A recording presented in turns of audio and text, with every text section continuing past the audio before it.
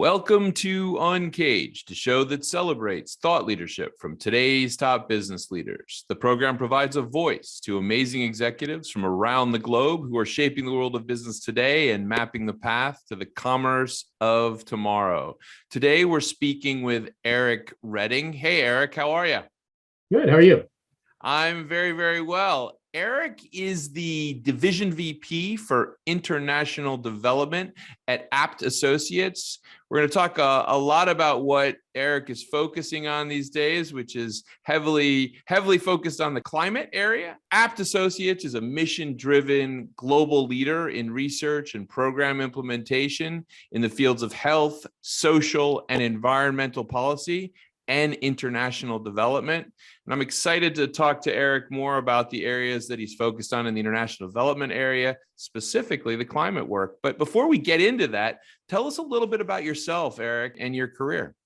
Yeah, thanks. So I came to global development from a very interdisciplinary background. I studied political science, geography, economics, history, culture, religion, and have really had the opportunity to work across a lot of different program areas in global development. And progressively, as I've gotten through my career, work on larger and larger and more ambitious challenges that the globe is facing, whether that is in fighting poverty or dealing with access to clean water and electricity, or how do economies grow and eliminate the barriers to economic growth. And then more recently, I've spent a whole lot of my attention on areas like how do health systems work, and how do we, as a whole society around the globe, tackle this enormous challenge of climate change that's in front of us. So I'd love to dig in a little bit more on that. I mean, tell me more about what you're working on in that area. Yeah, in climate specifically, one of the things that I'm focused on is we have developed a lot of approaches for how to either mitigate climate change by reducing the greenhouse gases that are getting into the atmosphere, obviously change to renewable electricity, reducing emissions from things like methane, and how to adapt. How do we make sure that the world is more resilient to those extreme weather events, the droughts, the floods, the tornadoes, the wildfires that are happening because of climate change. So what I'm really focused on is, now that we know what those solutions are, now that we've proven those out over the last couple decades, how do we take those things to scale? If we've been able to successfully do something on a pilot basis, if we've successfully been able to do something that's a $1 million investment or millions of dollar investment, how do we take that to billions of dollars, to nationwide programs rather than pilots, to regional scale, to global scale? And I think that's a real challenge, as the world really confronts the fact that we're likely to not make the 1.5 degrees centigrade target, which means that the pace of climate change is faster than we hoped it would be, and we must urgently adapt while simultaneously making sure that we're increasing the pace of that mitigation as much as possible, so we can at least hold within a 2% centigrade target. So I've been focused a lot on that. Much of that really means, how do we mobilize the private sector? And that's something that Abt has done a lot of work in over the years, whether that's in health systems or other areas. The public sector, always plays an important role, whether it's in policy setting and regulations, or in actual service delivery. But if you're really, really going to get to scale, you need to have alignment between what the public sector priorities and what the private sector priorities are. And I think where the climate conversation has really turned in the last few years is that incredibly essential role that the private sector plays in making sure that we're achieving what we need to achieve, and climate is coming to the forefront. And we're recognizing that government action will get us that far, but government action together with private sector action is going to get us the whole way of where we need to Yeah, go. and I think you've raised some really, really interesting points. I mean, certainly scale has always been a question mark. It's a question mark in almost every aspect of development, but in particular in this area where there has perhaps been a lot of marketing spin, unscaled efforts, Yeah. perhaps, and now to really make those scaled is interesting. I'm heartened by the fact that when I look out into the marketplace today, you see a lot of leaders in business saying the right thing, embracing the right thing. You see publications, people saying things at Davos and et cetera. But what's your feeling of where we really are, and can we get back on track? I think we're moving from a place where the dominant vibe has gone from what I would call greenwashing, of making small steps to make yourself look friendly towards sustainability, towards a place where companies and governments and others are really measuring themselves in a scientific way to see where they are, and recognizing as they look in the mirror that significant changes in the way that we behave as companies, governments, societies needs to change if we're really going to get to that sustainability. And that's beginning to make those investments because we are measuring it in more realistic and scientific ways for the first time. And you're starting to see that that's getting locked into place, through normative changes that are becoming more and more sticky in society. I'm actually really, really excited by something incredibly nerdy, which is, Cool. within the world of accounting, there are a couple of like really critical standards. In the US, it's GAAP. In the rest of the world, it's IFRS. Mm-hmm. There's a board that recommends changes to the IFRS standards, which is essentially the rest of the world outside the US, and how accounting standards work. That board is essentially the board of accountants. That it's like a parallel self-regulatory organization to IFRS. Mm-hmm. And they made a recommendation that non-financial disclosures relative to climate sustainability should be incorporated into mandatory disclosures under IFRS. Now, that's something that most people don't follow, most people don't talk about, but if that happens, that means that in every financial statement for every company, from the largest in the world down to the smallest, what is the impact that you're having on the planet would be something that would have to be in that financial statement. Wow. In a way that's comparable across companies.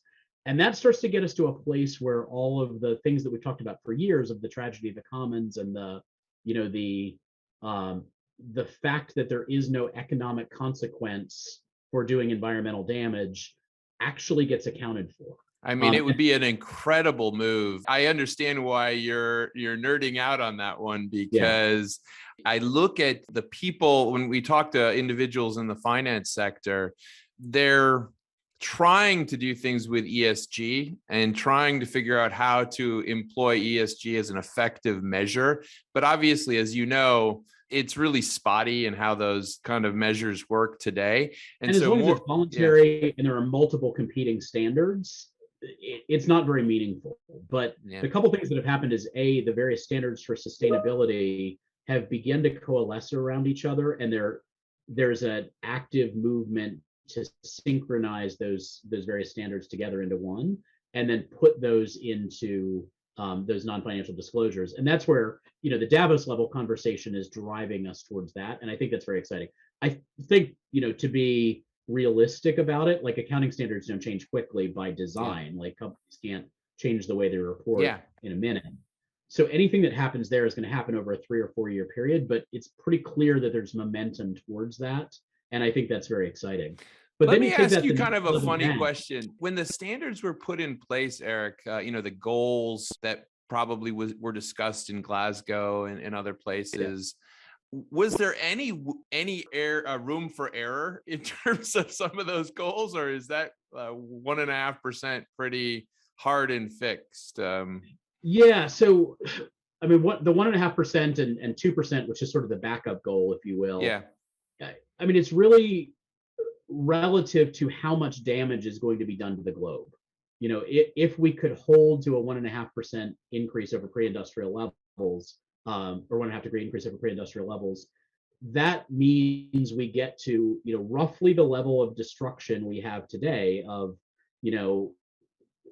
significant suburbs of Boulder, being decimated by fire and thousands of homes being lost, wildfires across Australia, large swaths of drought today across the entire Western United States. We're seeing drought around the world. Those sorts of changing weather patterns that cause, mass devastation, but not things that are really, causing places to be uninhabitable and millions and millions and millions of people being displaced from their homes. Right. When you get above that 1.5% into the, the range of trying to stop it at the fallback plan of 2%, you start to get into those much more, societal level consequences that really, really big things start happening more and more frequently.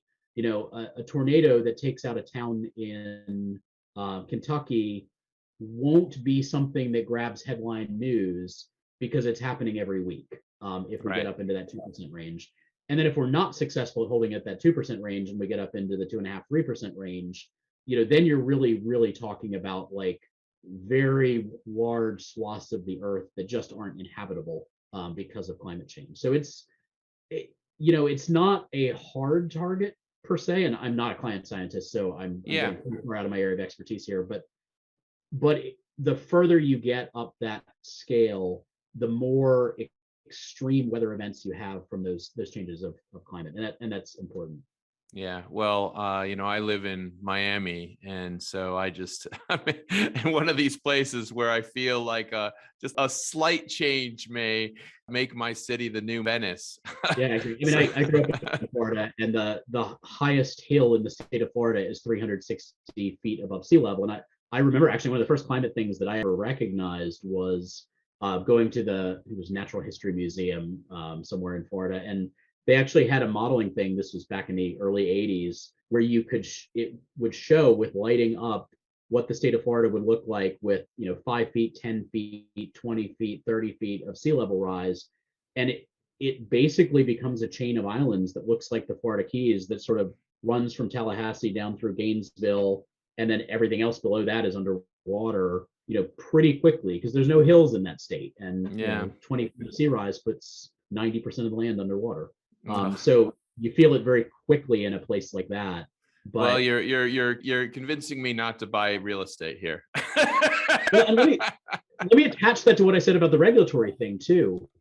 There needs to be a consequence for buying real estate and building real estate. And you see that through things like financial industry regulation and insurance. If somebody's going to build a high rise in Miami today, and obviously we saw a high rise collapse through a combination of poor building codes and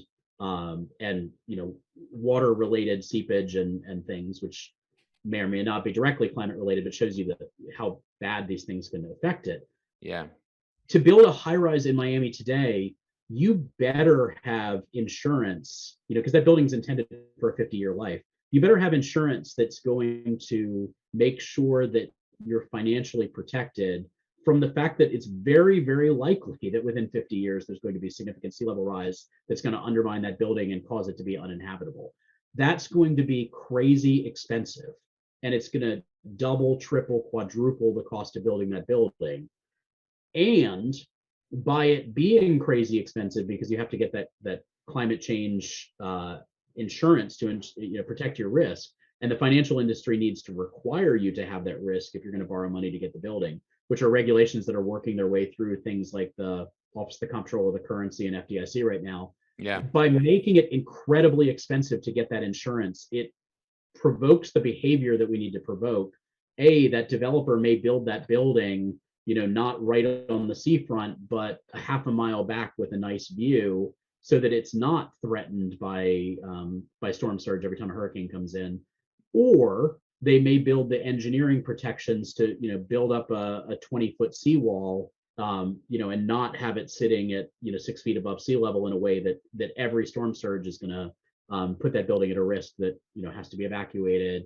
there's a danger of it collapsing. Yeah, I mean, you're highlighting all of these tremendous challenges and things that clearly businesses have to work through, and those are probably some of the challenges and opportunities that Abt faces. But let me change gears a little bit and talk about the last couple of years. You know, we've been living in this strange moment. How has that impacted the work that you're doing at Abt, and maybe opportunities or even also some of the challenges? Yeah, I mean, it is interesting because, we as humans are adaptive. And when the pandemic started, I joined App a week before the world went into lockdown. So it was a very strange moment to join a new organization and meet your Yeah, colleagues. great to see everyone. Go home. I'm only now meeting my colleagues in 3 dimensions for the first time. It's a little weird. Yeah. But I actually predicted that we could probably run for about 6 months of working remotely before things just really started to get where they weren't sustainable anymore. And I've been incredibly pleased at both the pace that Apt was able to pivot to being remote, in part because we'd already made a lot of investments in technology and things that allowed that to happen. Mm-hmm. But then how well we've been able to get resilience into the way that, especially our overseas operations, that I didn't think would be able to be that resilient to remote work, have not missed a beat. In places where we do a lot of work, for example, on what's called indoor residual spraying for preventing the spread of malaria. So in areas that have high malaria, in order to prevent people from getting bitten by malarial mosquitoes, which feed at night, there's a technique that you use of spraying the roof line of a house. But to do that, you literally have to go to the house. You have to take the furniture out. You spray along the roof line with an insecticide that lasts for a long period of time. Mm-hmm. That kills the mosquitoes as they come into the house, and they don't bite and they don't spread malaria. It reduces what's called the malaria vector quite a bit. So we do this in literally millions of homes across Africa. We'll take an entire county and have teams go through that county and do that.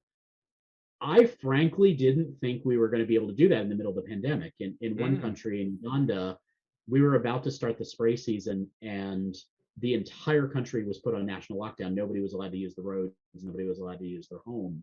And we were extremely fortunate that the World Health Organization, even during the pandemic, said malaria is actually still an enormous threat, and a greater threat than the pandemic potentially. And all the things that we're doing for malaria prevention have to continue even in the pandemic. That's great. We're able to get special permissions to use the roads. We're able to mobilize, and kept all of the spray campaigns going even during the pandemic. That was probably the thing that I'm most proudest of during the pandemic, is that agility to be able to keep those really critical functions happening. Yeah. Pivot what we needed to pivot to being digital and remote and things like that. But even those things that had to be tangible, finding a way to do it safely. That's excellent.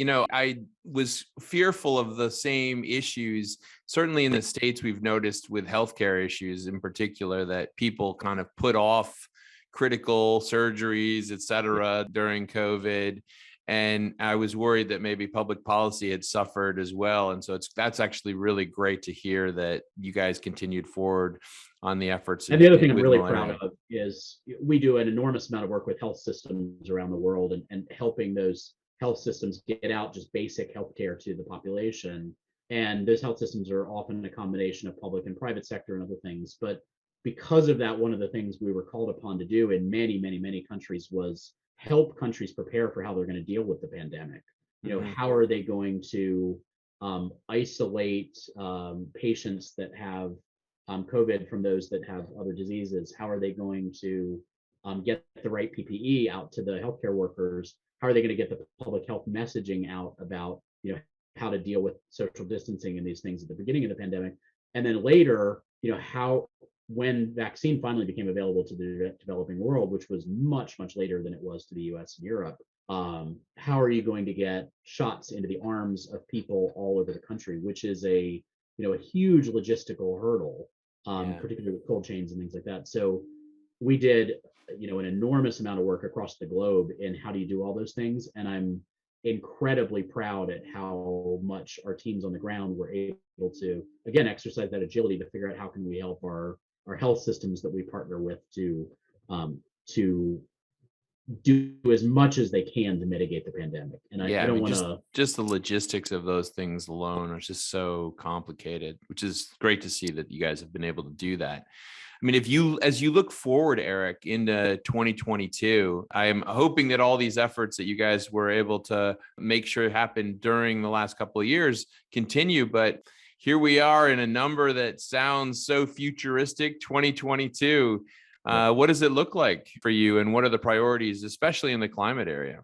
Yeah, in the climate area, I'd say the first thing we're really focusing on is kind of where climate meets some of the other areas of practice that we have, like health and housing and other areas.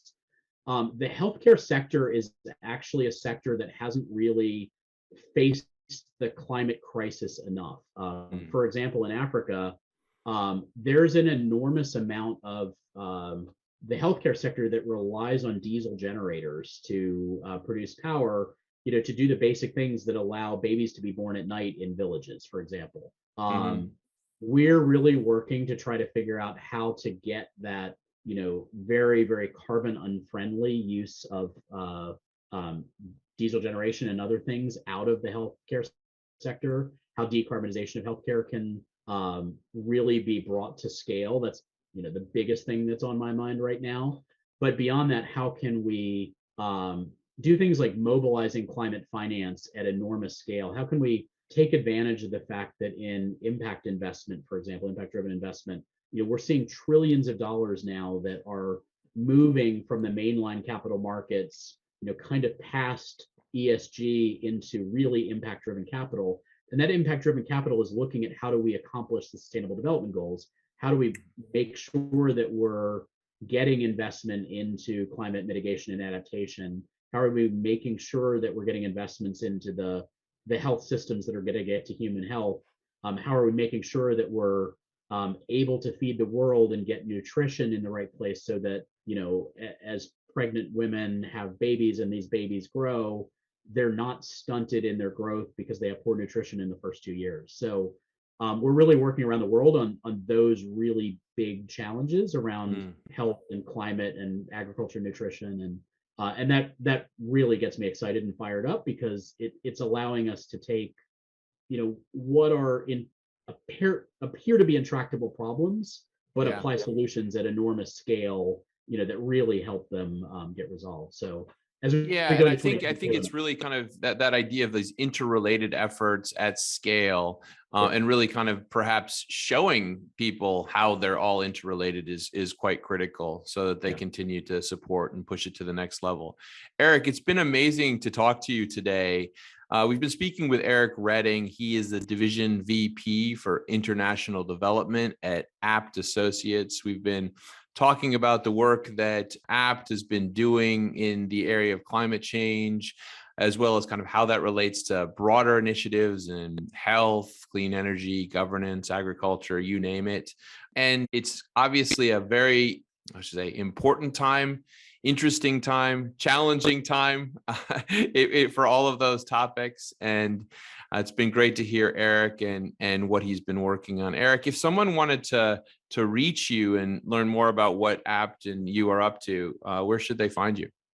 I'd say that the best place to find me is usually LinkedIn. I'm a voracious networker in LinkedIn. So if you add me as a contact, I'll probably accept you unless you look like a spam telemarketer. And I respond to messages on LinkedIn really quickly. So that's always the Excellent. best place to find me. Well, thank you so much for being on Uncaged Day, and we look forward to having you back. Thanks a lot. Cheers, Eric.